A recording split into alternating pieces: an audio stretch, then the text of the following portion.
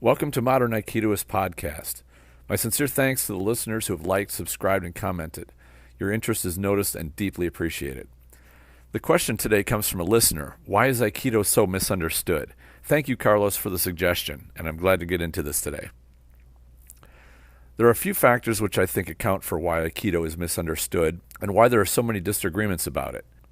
Aikido is viewed in such drastically different ways that practitioners even argue about the fundamental nature of what Aikido is. Some believe it is not a martial art at all, while others, including myself, believe it is. Let's get into the subject and I'll explain my perspective on it. First off, Aikido as it is recognized today is a relatively new art. The founder, Morihei Ueshiba, referred to as O-sensei, which means great teacher in Japanese, created it from a number of different martial arts which dated back prior to the 20th century. The primary influence for Aikido was Daito-ryu Aikijujutsu. The Daito-ryu curriculum was quite vast, and Ueshiba eliminated some of the techniques to create Aikido. Using the term create is not necessarily accurate. It would probably be more accurate to say that he collected techniques into a curriculum which is now recognized as Aikido. I'm quite certain the collection of techniques and approaches were quite unique to O-sensei himself. However, that's merely my guess. As far as I know, he did not describe in detail why he chose the techniques he did or abandoned others. He left no clear criteria by which one could tell whether a technique could be measured to fit within Aikido or not. In fact, quite the opposite is true. In Morihei's own words, quote, "The techniques of Aikido change constantly. Every encounter is unique and the appropriate response should emerge naturally. Today's techniques will be different tomorrow.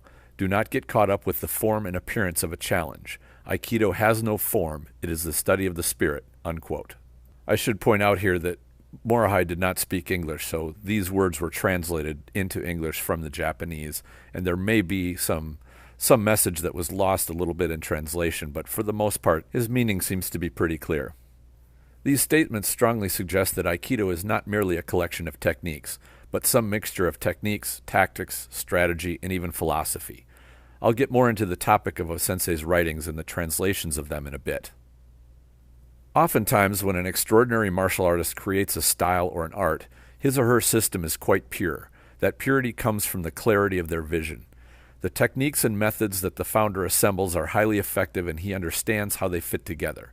The founder takes on students who are taught that style or art under the founder's supervision. If the students are taught well and the understanding of what makes that style or art powerful is passed along, then the students are competent and capable with that system. To use a more modern term, the results are repeatable. The better an art or system is designed, the easier it is to teach and have students perform it well, without needing extraordinary talent or athleticism in order to succeed. O-sensei had a number of students who had superb reputations for being potent martial artists and splendid examples of the power of Aikido. Here is where we need to face reality, which is more complex than what we are often led to believe. First off, many of O-sensei's students came to him as highly experienced martial artists already. Quite a few of them were high-ranking judo practitioners when they started their Aikido training.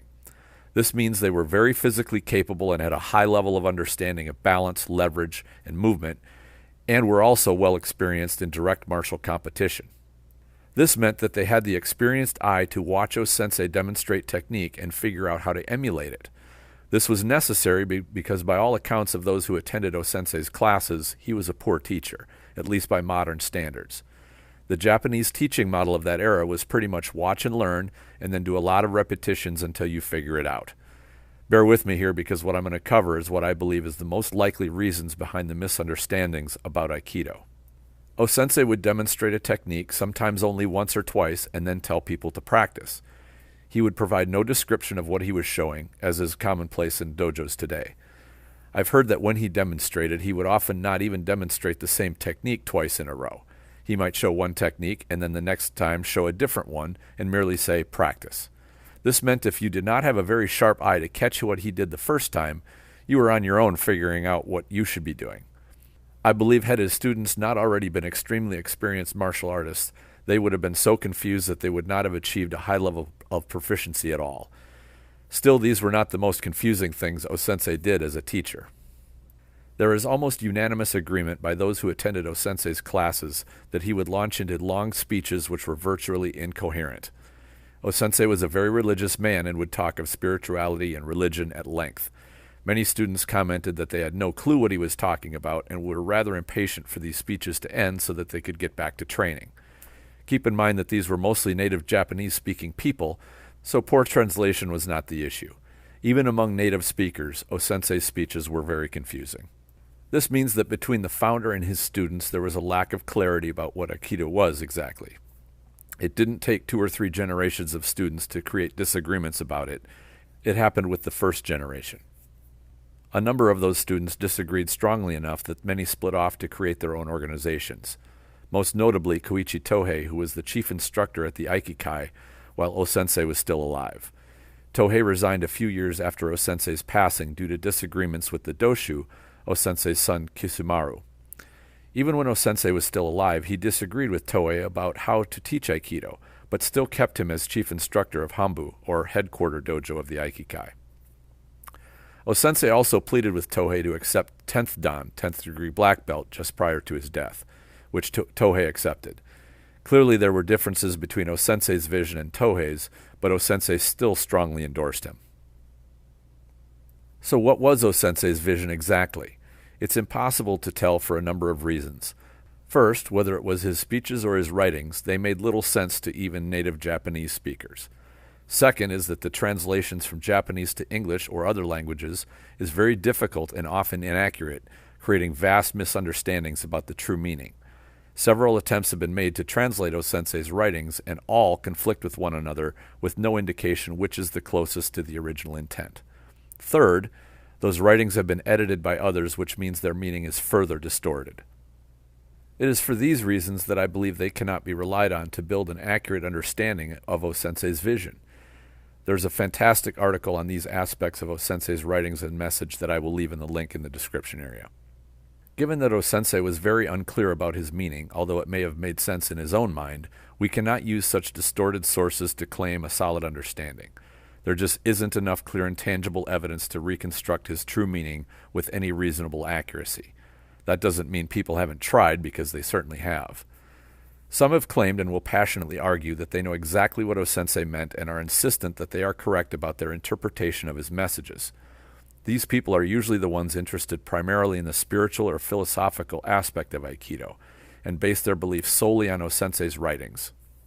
Quotes like Aikido reconciling the world and making humans one family, calling Aikido the art of peace, and being in harmony with the universe are some of the statements which create the basis for such interpretations.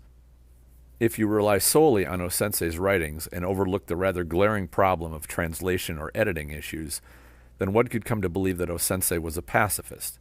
O-sensei's own son, Kisumaru, flatly denied his father was ever a pacifist when asked about it in an interview. How could that be so when compared to his quotes? We will likely never know his true attitudes because he was so difficult to understand, but I think that it is clear that the idea he was a pacifist lacks credibility. As you can see, there's plenty of room for misunderstanding. O-sensei was a complex man who, like many of us, has many sides. He was extremely spiritual, religious, and had a strong philosophical side. He was also a war veteran who probably saw the ugliest side of human behavior. There were also accounts that call into question his sanity. For example, he would walk around and have conversations with his dead ancestors, or so he claimed. Can one really make sense of someone who shows signs of potential mental illness? We cannot say for sure, but I believe this is another reason to question any interpretation of his meaning. In the end, it seems there are 3 main camps of Aikido practitioners out there, and each is distinctly different.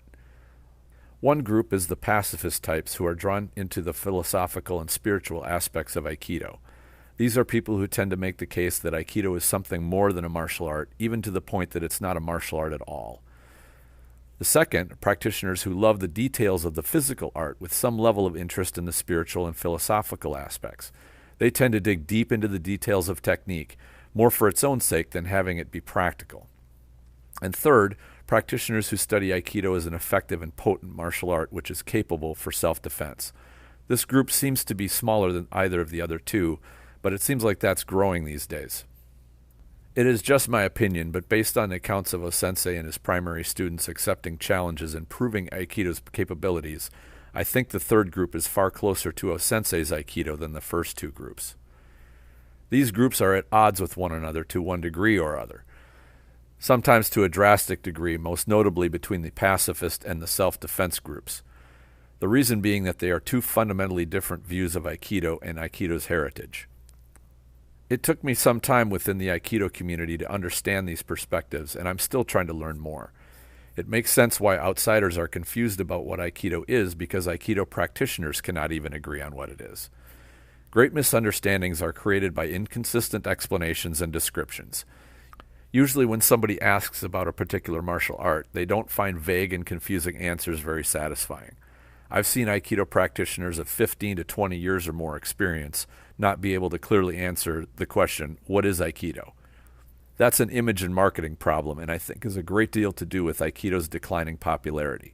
But that's another topic altogether. What are other topics you're interested in hearing covered in this podcast? Please share your ideas in the comments if you're watching this on YouTube.